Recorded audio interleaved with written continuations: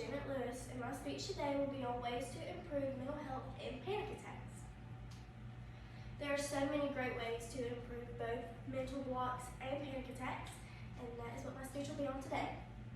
The reason I have chosen this topic is because I love to help people, and I felt doing my own research will help me tremendously to be able to help people in my whole lifespan. Mental blocks are normal and can be dealt with very simply. I'll be presenting 3 main points in my speech today, and those points are promoting open conversations, self-care and well-being, and mind techniques. My first point out of the 3 are to promote open conversations. My first point under this topic is encourage people to talk about what they feel has gotten them into this middle mind block or into a panic attack. And if you are helping someone else with either or, it is important to stay calm and speak with compassion so they know that you're there to help and only to help. Talk without judgment or stigma. That goes with my second point up here. Stay calm and speak with compassion.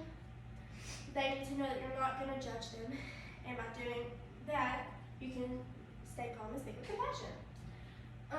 My last point is struggling does not mean weakness. Having a panic attack and mental blocks does not mean weakness.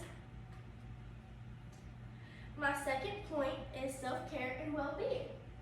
Under this, my first point is therapists, doctors, nurses, social workers, anyone who works really tight shifts through days, maybe in a hospital or even hours at a time, can get a burnout, and it's easier for them to suffer from a burnout. Another word for burnout is exhaustion, but the word burnout, the definition, is a state of emotional, physical, and mental exhaustion by prolonging stress.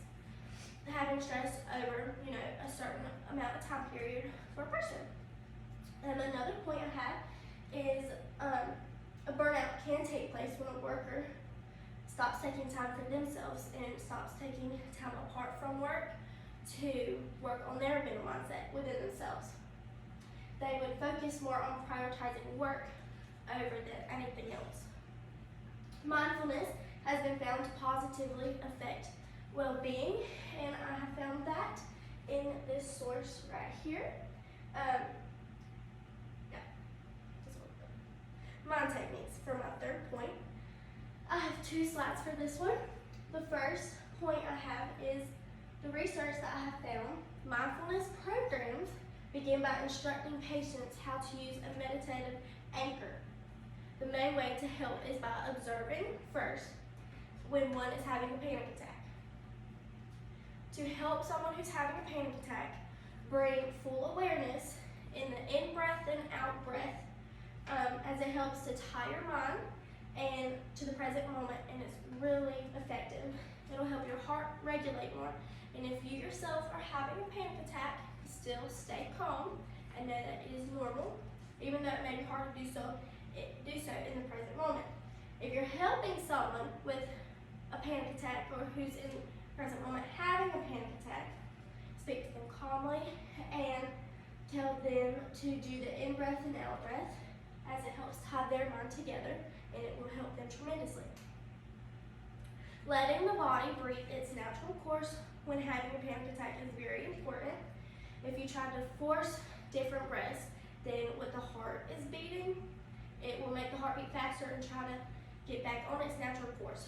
So just breathe through your panic attack. Don't force any breath, as it might make the situation worse. In conclusion, to promote lighthearted and calm, to promote lighthearted conversations, be calm, stay calm, and speak without judging. Do not get worked up within yourself, or if you're trying to help someone else, because both need to stay calm. My techniques are making sure you are staying calm again and letting your body breathe naturally, even when it seems extremely fast. Take time for yourself to regain the happiness mindset.